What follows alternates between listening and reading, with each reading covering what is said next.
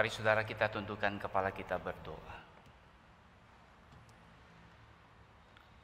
Sungguh ya Tuhan, sepatutnya kami bersyukur karena Engkaulah yang memberikan satu kesempatan yang indah bagi setiap kami, baik yang berkumpul di gereja ataupun yang mengikuti ibadah secara online,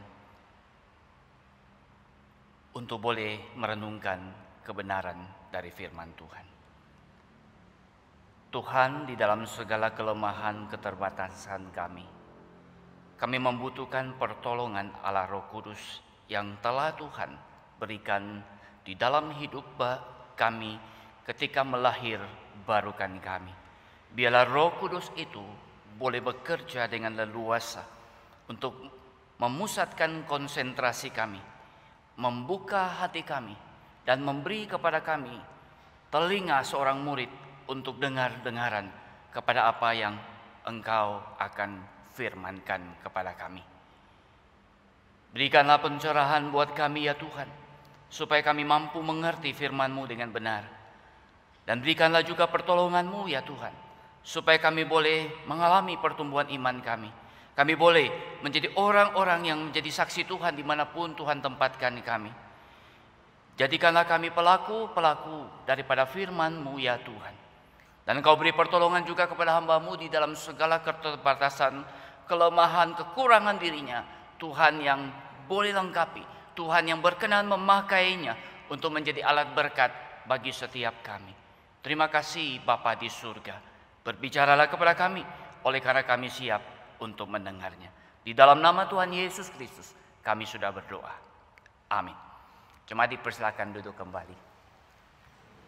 Selamat pagi Bapak Ibu, saudara yang dikasihi Tuhan Yesus Kristus.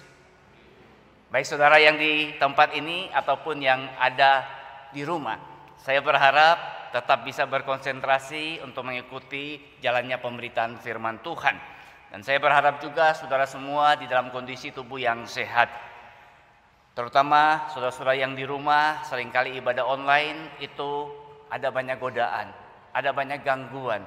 Tetapi sekali lagi saya berharap tetap bisa berkonsentrasi mengikuti pemberitaan firman Tuhan pagi ini.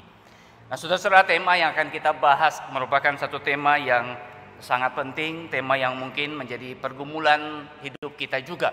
Dan biarlah tema ini menolong kita untuk semakin mengenal Allah di dalam kedaulatannya. Dan juga kita memiliki tanggung jawab di hadapan Allah. Tema yang kita bahas hari ini adalah kedaulatan Allah dan tanggung jawab manusia.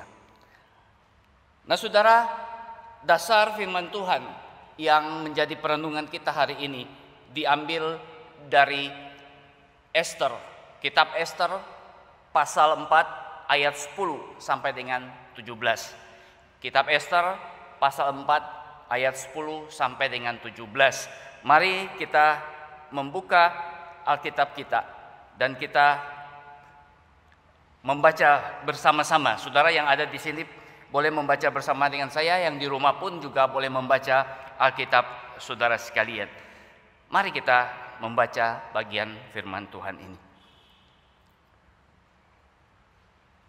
Akan tetapi Ester menyuruh Hatach memberitahukan kepada Mordekai, semua pegawai raja serta penduduk daerah-daerah kerajaan mengetahui bahwa bagi setiap laki-laki atau perempuan yang menghadap raja di pelataran dalam dengan tiada dipanggil, hanya berlaku satu undang-undang, yakni hukuman mati.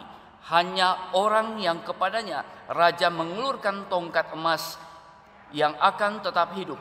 Dan aku selama 30 hari ini tidak dipanggil menghadap raja. Ketika disampaikan orang perkataan Ester itu kepada Mordekai, maka Mordekai menyuruh menyampaikan jawab ini kepada Ester. Jangan kira karena engkau di dalam istana raja, hanya engkau yang akan terluput dari antara semua orang Yahudi. Sebab sekalipun engkau pada saat ini berdiam diri saja, bagi orang Yahudi akan timbul juga pertolongan dan kelepasan dari pihak lain. Dan engkau dengan kaum keluargamu akan binasa.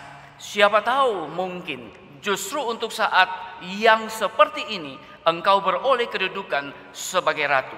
Maka Ester menyuruh menyampaikan jawab ini kepada Mordekai. Pergilah, kumpulkanlah semua orang Yahudi yang terdapat di Susan dan berpuasalah untuk aku.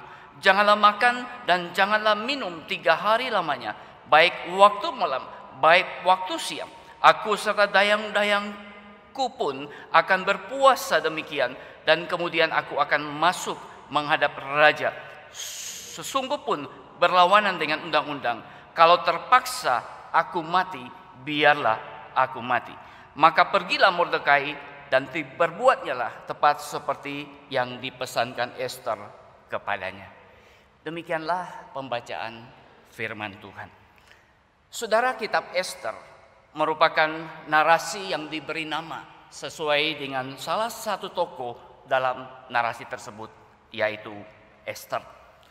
Kitab ini, saudara, sangat menarik karena memuat kisah tentang kerajaan Media Persia yang pada masa itu mempunyai kekuasaan yang sangat besar, sangat luas daerah kekuasaannya. Nah, saudara, raja yang berkuasa saat itu mengadakan semacam kontes kecantikan untuk memilih permaisuri atau yang Alkitab sebut sebagai ratu untuk menggantikan permaisuri atau ratu sebelumnya. Nah, saudara, saya berani mengatakan kepada saudara-saudara, kalau saudara membaca kitab Ester ini, maka saudara tidak akan berhenti di pasal pertama. Paling tidak saudara akan baca dengan penuh antusias sampai pada pasal ke-7. Bahkan kalau mungkin saudara akan teruskan sampai dengan pasal yang terakhir, yaitu pasal yang ke-10. Kenapa, saudara? Karena begitu menariknya kisah yang dicatat di dalam kitab ini. Di sisi lain, saudara, saya juga harus berkata kepada saudara bahwa kitab ini menimbulkan persoalan dan banyak perdebatan oleh para penafsir Alkitab. Karena apa, saudara? Karena di dalam kitab ini tidak satu kali pun nama Allah atau Tuhan disebutkan. Bahkan, saudara, isi dari kitab Ester ini tidak pernah dikutip baik di dalam perjanjian lama maupun perjanjian baru. Nah, Bapak Reformator Gereja Martin Luther pada awalnya meragukan kitab ini untuk berada di dalam kanon kitab suci. Namun, saudara, sekalipun kitab Ester tidak menyebut nama Allah, namun di dalam narasi kitab ini kita menjumpai adanya seruan puasa bagi orang-orang Yahudi dalam menghadapi krisis yang sedang berlangsung saat itu. Bisa saya lihat di dalam Ester pasal 4 ayat 3 dan ayat 16 sampai dengan 17 yang tadi sudah kita baca. Nah, di dalam perjanjian lama kita tahu bahwa berpuasa selalu dikaitkan dengan berdoa dan tujuannya adalah memohon Allah untuk bertindak. Kemudian kita juga menemukan adanya dalam tanda kutip semacam kebetulan yang terjadi di dalam kisah ini. Bahkan kita juga melihat adanya pembalikan dari rencana manusia. Itulah sebabnya saudara sekalian dapatlah disimpulkan bahwa Allah yang tidak kelihatan hadir secara nyata dan turut campur tangan untuk memelihara umatnya, orang-orang Yahudi. Maka di sini kita menyaksikan kedaulatan dari Allah. Nah, saudara, Allah itu berdaulat di dalam segala sesuatu, mengendalikan segala sesuatu, dan tidak ada satupun yang terjadi di luar kendali Allah. Bisa tolong di next, Grace, tolong. Jadi saudara, Allah yang kita sembah itu adalah Allah yang berdaulat di dalam segala sesuatu, mengendalikan segala sesuatu, dan tidak ada satupun yang terjadi di luar kendali Allah. Jadi Allah tetap memegang kendali, Allah tetap kontrol akan jalannya kehidupan di dunia ini. Itulah sebabnya saudara, kalau kita cermati, seringkali orang menyebut sejarah itu history dalam bahasa Inggris, dan itu juga bisa berarti history atau kisahnya Allah. Nah, saudara, kita tahu bahwa bangsa Yahudi itu adalah bangsa yang tidak taat kepada Allah, sehingga pada akhirnya Allah yang membuang mereka sehingga mereka bisa ditawan ke kerajaan Babel yang pada masa itu memiliki kekuasaan yang sangat besar.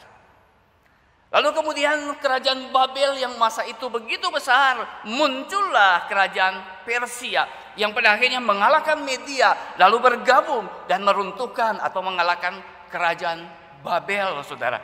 Dan kita tahu bahwa raja Persia yang bernama Kores itu dipakai oleh Allah. Ya, kita mencatat bahwa Allah yang menggerakkan hati Kores untuk mengizinkan bangsa Yahudi kembali ke tanah perjanjian, kembali ke Yerusalem untuk membangun kembali bait Allah. Itu sesuai dengan apa yang dinubuatkan oleh Nabi Yeremia. Kita lihat di sini, Allah memegang kendali. Allah lah yang menggerakkan hati Raja Kores sesuai dengan apa yang pernah disampaikan Yeremia sebelumnya, bahwa bangsa ini akan dibuang 70 tahun dan bangsa ini akan kembali ke tanah perjanjian untuk membangun kembali bait Allah yang sudah diruntuhkan itu. Lalu kemudian saudara, kita melihat munculnya seorang yang bernama Ahasiweros yang memiliki kerajaan yang begitu besar. Esther pasal 1 mencatat bahwa Ahasiweros ini mempunyai kekuasaan atau merajai 127 daerah dari India sampai Ethiopia. India di mana saudara, Asia, Ethiopia di mana di Afrika. Ini semua menjadi kekuasaan Raja Ahasiweros. Tentunya saudara, kekuasaan yang dimiliki Raja Ahasiweros dengan terang perjanjian baru, Roma pasal 13 ayat yang pertama dikatakan tidak ada pemerintah yang tidak berasal dari Allah. Pemerintah-pemerintah yang ada itu ditetapkan oleh Allah. Maka sekali lagi kita menjumpai di sini bahwa Allah itu berdaulat di dalam segala sesuatu. Nah, di masa pemerintahan Ahasiweros, sebagian orang Yahudi itu tidak ikut kembali ke Yerusalem untuk mereka ikut membangun bait Allah. Ada yang memilih tinggal tetap di kerajaan Media Persia. Nah, satu kali raja mengadakan pesta, saudara. Dan pesta itu kalau saudara ikuti ceritanya diperingati atau dilakukan selama 180 hari. Berarti berapa bulan? 6 bulan, saudara. Saya tidak bisa membayangkan satu pesta yang begitu lama. Saya rasa tidak pernah terjadi di dunia ini sekalipun dilakukan oleh Crazy Rich zaman ini. Tidak pernah dilakukan selama 180 hari. Sudah berlangsung 180 hari, raja juga tidak puas. Dia mengadakan kembali lanjutannya selama 7 hari. Dan di hari yang terakhir, dia meminta supaya ratu atau permaisurinya itu boleh hadir memperlihatkan kecantikannya, tetapi Ratu Wasti menolak permintaan raja. Nah, saudara, tentu saja raja merasa dirinya itu direndahkan, dirinya itu tidak dihargai, dirinya itu tidak dihormati, dan bahkan para orang-orang dekat raja juga tidak bisa menerima hal ini. Di hadapan para pembesar, di hadapan para petinggi-petingginya, bahkan di hadapan rakyat, raja itu seolah-olah dipermalukan. Maka sahabat-sahabat raja mengusulkan pada raja supaya nanti Ratu Wasti dipecat saja. Lalu terjadilah pemecatan Ratu Wasti. Berlalunya waktu, saudara-saudara raja, nada ratu, dia mungkin kesepian. Lalu sahabat-sahabatnya juga datang dan memberikan usulan supaya raja itu mengumpulkan gadis-gadis, ya, anak-anak dara yang cantik-cantik di seluruh Susanit, di seluruh kerajaan kekuasaannya. Lalu nanti raja memilih seorang di antaranya untuk menjadi ratu atau permaisuri raja. Dan kita tahu ceritanya yang terpilih itu adalah Esther. Nah, saudara, siapakah Esther itu?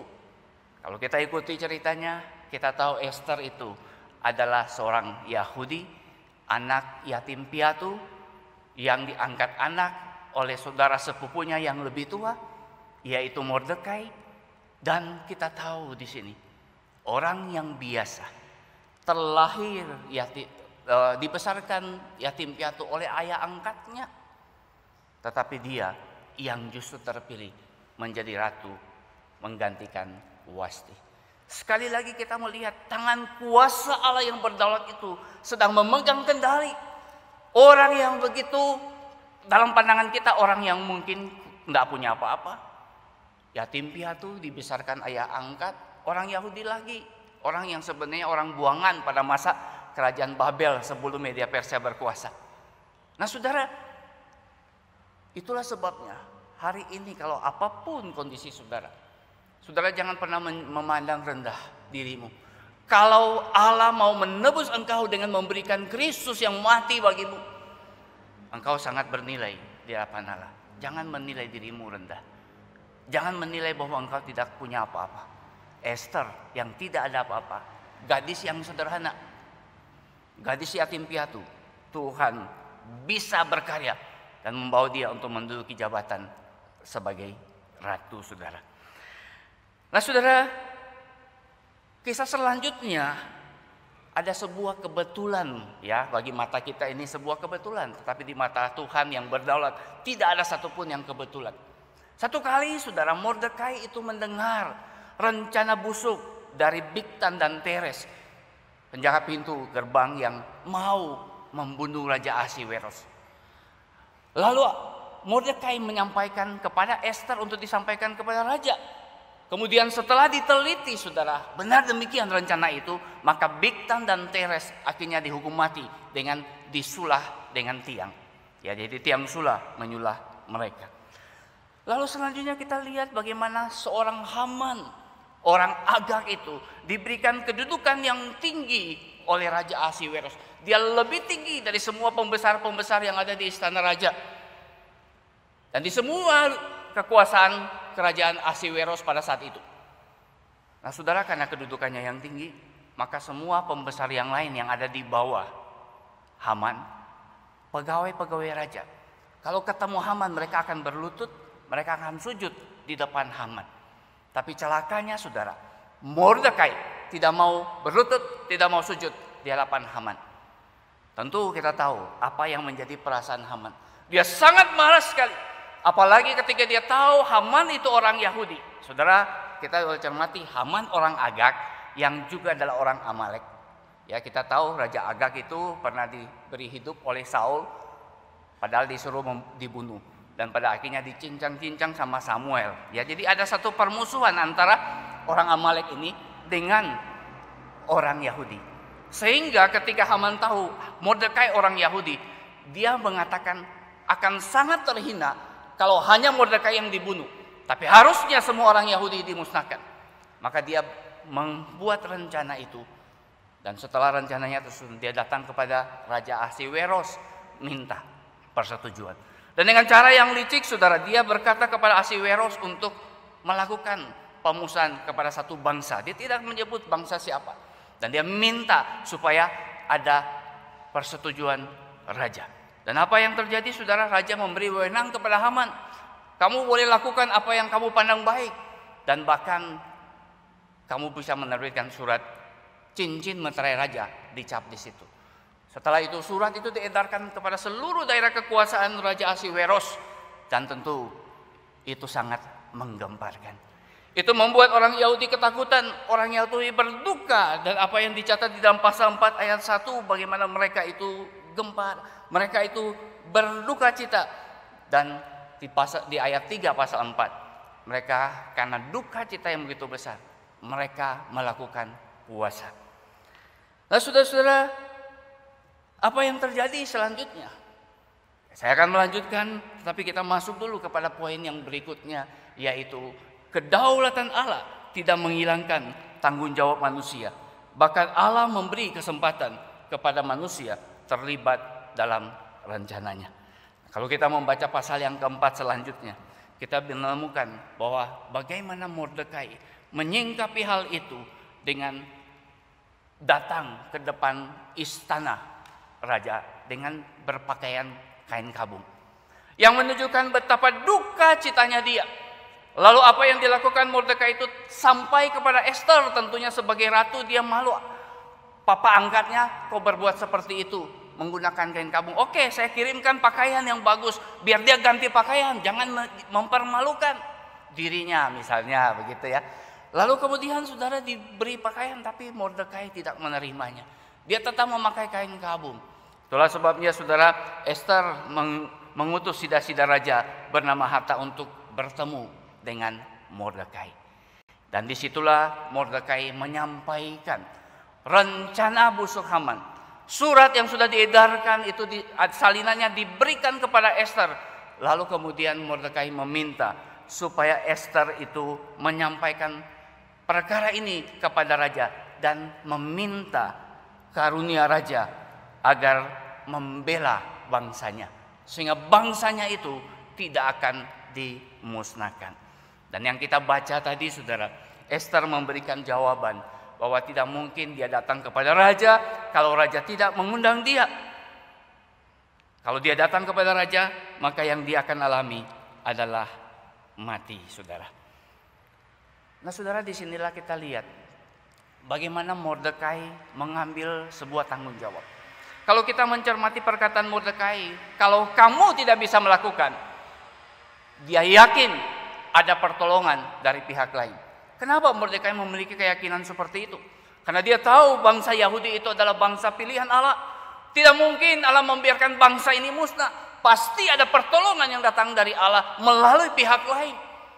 Tetapi pengetahuan seperti itu tidak membuat Mordekai tidak melakukan apa-apa. Pengetahuan seperti itu yang pada akhirnya juga diemban oleh Ester, sehingga dia pun memutuskan akan menjumpai raja. Dan apa yang diserukan oleh Ester, saudara, minta orang Yahudi yang ada di Susan, yaitu ibu kota Media Persia ini, berpuasa 3 hari. Dia juga bersama dengan dayang-dayangnya akan berpuasa 3 hari. Dan setelah itu dia akan menjumpai sang raja. Saudara, kita melihat di sini Mordekai juga Ester begitu mengandalkan Tuhan. Mereka berpuasa memohon pertolongan Tuhan. Poin yang ketiga yang kita temukan di sini adalah orang yang bersandar dan mengandalkan Tuhan mendapatkan kasih karunia dan pertolongan dari Tuhan. Apa yang dialami selanjutnya, saudara? Kita tahu kalau kita baca selanjutnya di pasal yang kelima, saudara, kita menjumpai bahwa ketika Ester ada di pelataran raja mau menjumpai raja, apa yang terjadi? Raja mengangkat tongkat emasnya, menunjukkan dia berkenan kepada Ester. Lalu Ester bisa masuk menjumpai sang raja, sehingga ancaman mati itu terlewatkan. Sekali lagi kita melihat bahwa tangan Allah yang berdaulat itu sedang berkarya. Tangan Allah yang berdaulat itu sedang turut campur tangan di tengah-tengah kehidupan yang sedang terjadi, yang dialami oleh umatnya. Saudara, apa yang ditulis oleh Amsal 21 ayat 1. Hati raja seperti batang air di dalam tangan Tuhan, dialirkannya kemana ia ingini. Itu benar-benar terjadi. Sekalipun raja itu memang dia berkuasa, punya kekuasaan yang begitu luas, tetapi dia tetap tunduk di bawah otoritas Allah. Dia tunduk di bawah kedaulatan Allah, dan Allah yang menggerakkan hatinya sehingga akhirnya dia berkenan mengangkat tongkat emas, dan Ester terluput dari ancaman mati.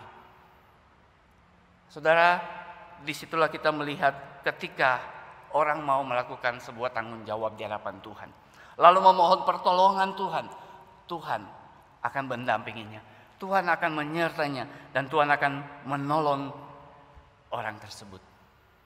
Dan saudara, kalau kita melihat kisah selanjutnya dari kitab ini, kita menjumpai bahwa Allah campur tangan dengan luar biasa.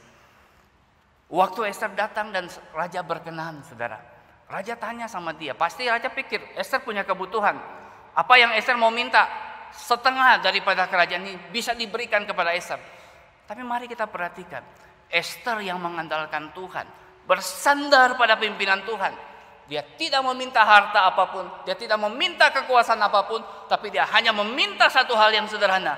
Raja, kalau berkenan datang ke perjamuan yang akan kuadakan bersama-sama dengan Haman. Jangan cuma sendiri, bersama Haman ikut perjamuan yang saya adakan. Lalu kemudian Ester mengatakan perjamuan dan Raja Ahasweros beserta dengan Haman hadir. Saudara, Haman yang begitu sombong ya, yang begitu membanggakan dirinya, pasti senang sekali dijamu oleh ratu yang tidak pernah terjadi sebelumnya.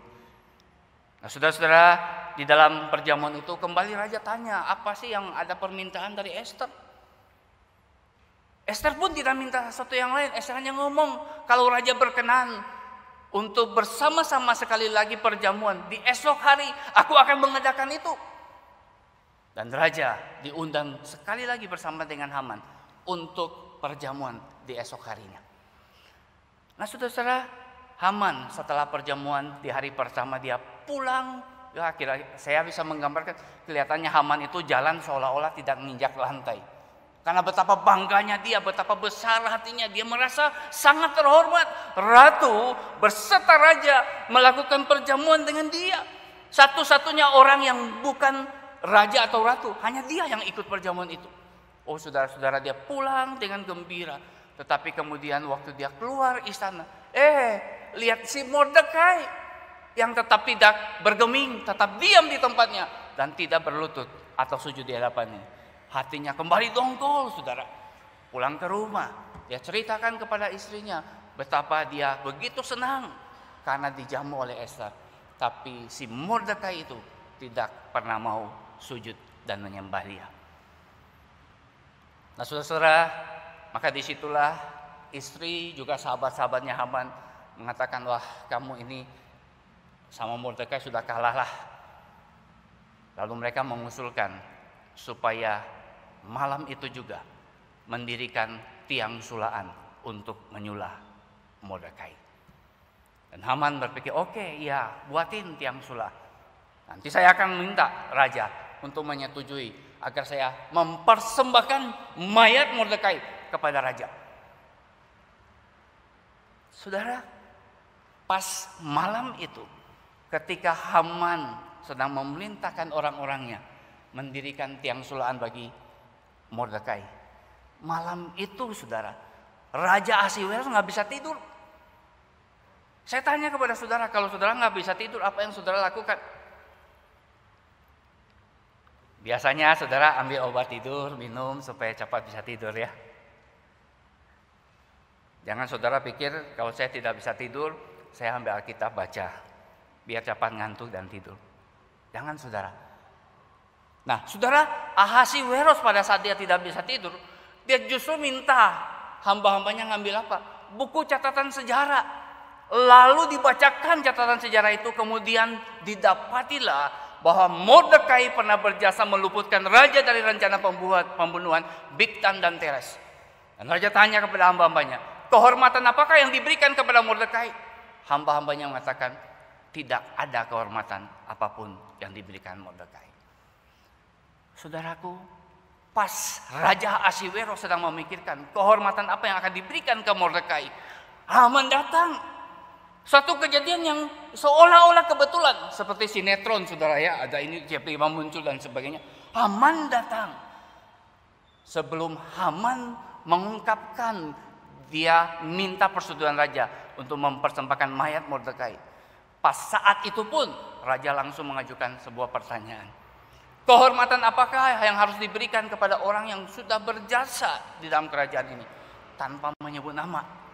Haman pikir, oh, saya akan diangkat jadi pembesar yang paling tinggi di kerajaan ini, di bawah raja saja. Tentu ini akan kepada saya. Maka Haman memberikan usulan kepada orang yang berjasa itu, hendaklah raja memberikan dia mengenakan pakaian kerajaan yang biasa raja pakai. Lalu berikanlah juga kuda yang biasa raja tunggangi. Dan nantinya orang ini akan diarak keliling. Lalu katakan, inilah kehormatan yang raja berikan kepada orang yang raja berkenan. Haman berpikir itu buat dirinya, maka dia usulkan. Tetapi apa yang dijawab oleh Ahasiweros? Lakukanlah itu kepada Mordekai. Oh saudara, saya pikir saat itu Haman merasa kesambar geledek. Wow, saya pikir oh ternyata itu si Mordekai yang brengsek itu di depan mata saya. Nah, saudara, maka dilakukanlah itu kepada Mordekai. Haman pulang dengan hati yang dongkol, saudara. Karena tetapi perjamuan kedua kan belum. Perjamuan kedua kembali lagi Haman bersama dengan Raja Ahasiweros dan Esther makan bersama. Dan disitulah di kali perjamuan kedua itu Esther baru beritahu Haman punya rencana jahat bagi bangsa Yahudi. Maka raja memutuskan Haman dibunuh. Hukuman mati. Dan apa yang terjadi saudara? Tiang sulaan yang Haman dirikan untuk menyulah Mordekai, justru itu dipakai menyulah dirinya. Inilah yang saya katakan sebuah pembalikan yang Allah lakukan. Apa yang dilakukan oleh Haman, Haman harus tetap bertanggung jawab. Ini yang saya sebut tanggung jawab manusia. Bisa mendapatkan hukuman pada masa dia hidup, tetapi hukuman itu pun juga nanti ketika Kristus datang pada kali yang kedua. Jadi saudara, saya ingin mengatakan kepada saudara, kita tahu akan kedaulatan Allah. Kita tahu Allah turut campur tangan di dalam segala perkara. Kita tahu Allah mengendalikan segala situasi. Dan tidak ada satupun yang terjadi di luar kendali Allah. Allah pasti mengizinkan. Dan Allah yang mengizinkan ada maksud dan tujuannya. Namun bukan berarti menghapus tanggung jawab manusia. Allah tetap akan menuntut tanggung jawab saudara dan saya. Nah saudara, di masa krisis yang terjadi karena pandemi saat ini, tentu itu tidak lepas dari kendali Allah yang berdaulat. Tidak ada satupun yang terjadi tanpa Allah mengizinkan hal itu terjadi. Dan apa yang Allah izinkan terjadi, pasti ada maksud yang baik dari Allah. Nah, apa maksud baik dengan adanya pandemi ini, saudara? Mari kita perhatikan, saudara, ketika perkembangan teknologi begitu maju, manusia menjumpai ada banyak sekali kemudahan dan manusia itu merasa dia begitu hebat, maka Allah mengizinkan virus yang kecil tak terlihat oleh mata bisa membuat manusia jatuh sakit, bahkan sampai menyebabkan kematian.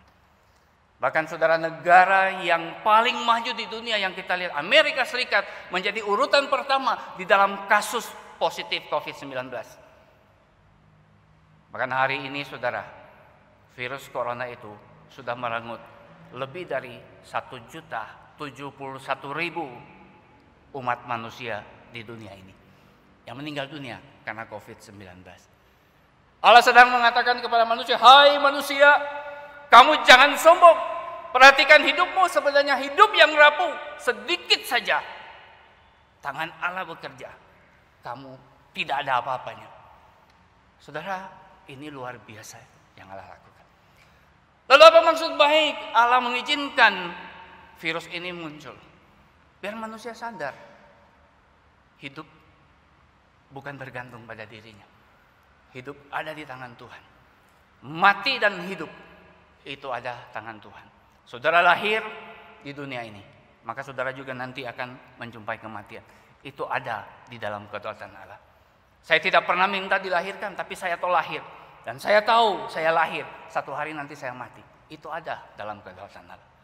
Tetapi pengetahuan saya tentang kematian yang nanti terjadi tidak juga melepaskan saya dari tanggung jawab selama saya masih hidup di tengah-tengah dunia. Inilah tanggung jawab yang sedang Tuhan tuntut juga bagi kita. Di tengah-tengah krisis yang kita alami saat ini, saudara, ada krisis ekonomi yang terjadi. Apa yang Allah maksud yang baik? Saudara, di tengah-tengah persoalan hidup yang seperti ini, ada maksud Allah yang baik, supaya manusia yang sadar kerapuhannya tidak lagi mengandalkan dirinya, tapi datang kepada Tuhan, mengandalkan Tuhan. Bukankah itu yang terjadi dengan Esther dan orang-orang Yahudi? Ketika ada krisis, ancaman kematian bagi mereka, yang mereka lakukan puasa, datang minta pertolongan dari Tuhan, dan Tuhan berkarya bagi mereka, sehingga Tuhan meluputkan mereka dari rencana jahat Haman. Hari ini ketika kita mengalami krisis seperti itu, mari kita datang pada Tuhan, mohon pertolongannya. Dan saya tahu saudara, ada kisah-kisah dari jemaat yang begitu banyak di tengah-tengah krisis yang dialami. Ada ancaman PHK, dagangan sepi, beralih kepada bisnis yang lain. Tuhan buka jalan. Bisnis makanan misalnya, itu jalan. Di tengah-tengah krisis, saya tanya beberapa jemaat, puji Tuhan, meskipun pendapatan itu menurun, ada saja kok berkat Tuhan tiap hari. Tuhan selalu memenuhi kebutuhan saya. Cukup untuk kebutuhan setiap hari. Itulah kedaulatan Allah yang terus bekerja. Tetapi sekali lagi, tanggung jawab saudara dan saya juga harus berbagian.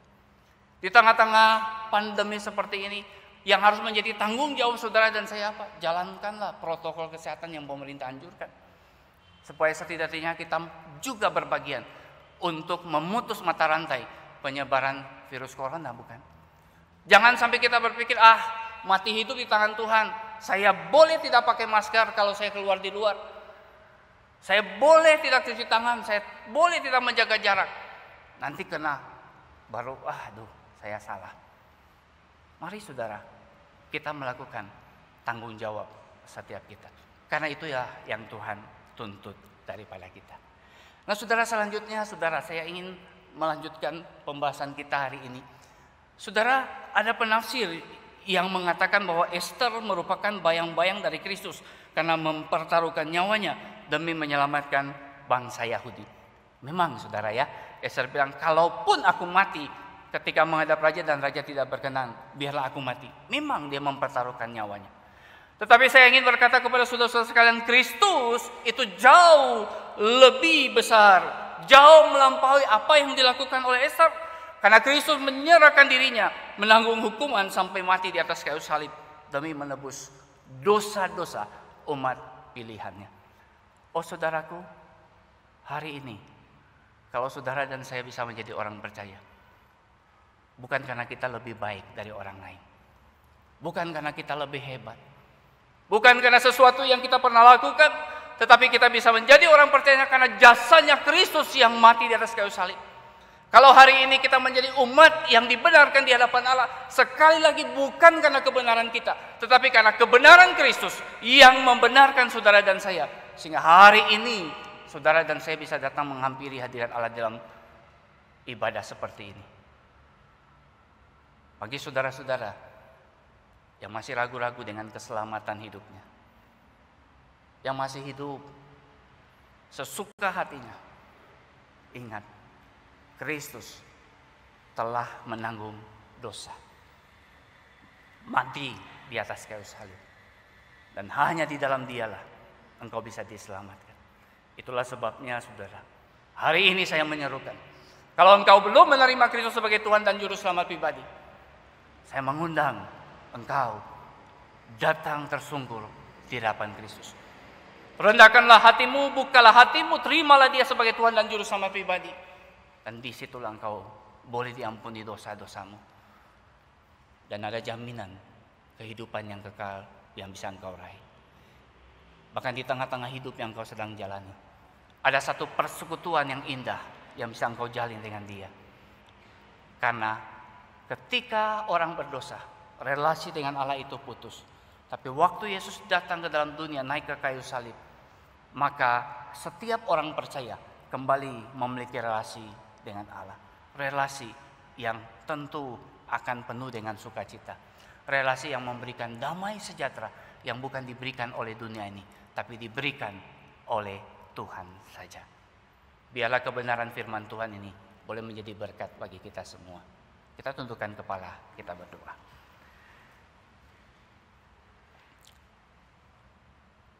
Bapa Surgawi, terima kasih untuk kebenaran firman-Mu. Sungguh ya Tuhan, kami boleh mengagumi akan Dikau, Allah yang berdaulat di dalam segala sesuatu. Biarlah hati kami boleh kami persembahkan kepadamu. Hati kami boleh tunduk dan taat pada apa yang Kau firmankan, sehingga nama-Mu yang dipermuliakan di dalam kehidupan setiap kami. Bagi saudara-saudara yang hari ini mungkin mengambil keputusan menerima Engkau sebagai Tuhan dan Juru Selamat pribadi, Tuhan tolong supaya mereka memiliki jalan iman yang Kau inginkan. Dan Tuhan tolonglah kami semua, sehingga kami juga mempunyai pertumbuhan iman di tengah-tengah krisis yang sedang melanda dunia saat ini. Kami juga punya tanggung jawab di hadapan Tuhan, melakukan apa yang bisa kami lakukan, sehingga sekali lagi kami boleh dipakai oleh Tuhan menjadi saksi-Mu di tengah-tengah dunia. Terima kasih Bapa, di dalam nama Tuhan Yesus kami sudah berdoa.